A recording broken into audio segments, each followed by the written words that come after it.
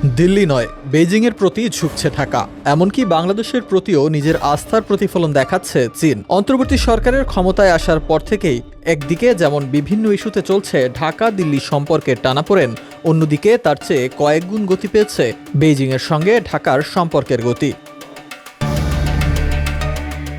দিল্লির সাথে বেইজিংয়ের সম্পর্কের শীতলতার কথা মোটামুটি সবারই জানা। বিগত সরকারের আমলে ঢাকা দিল্লি সম্পর্কের সাথে তাল মিলিয়ে চলছিল চীনের সাথে কূটনৈতিক সম্পর্ক। তবে ৫ অগস্টের পট পরিবর্তনের সাথে সাথে বদলে গেছে পরিস্থিতি। ধীরে ধীরে শীতলতা নেমেছে ঢাকা দিল্লি সম্পর্কে।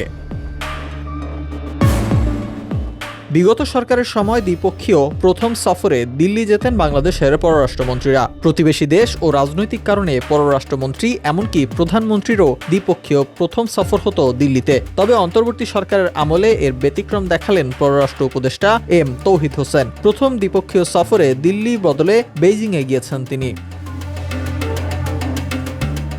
৫ অগস্টের পট পরিবর্তনের পর বেড়েছে ভারতে বাংলাদেশিদের ভিসা জটিলতা। যদিও বাংলাদেশিদের জরুরি মেডিকেল ভিসা চালু রেখেছে দেশটি, তবে বাংলাদেশিদের চিকিৎসার জন্য ভারতের বিকল্প হিসেবে প্রস্তাব দেওয়া হয়েছে চীনকে।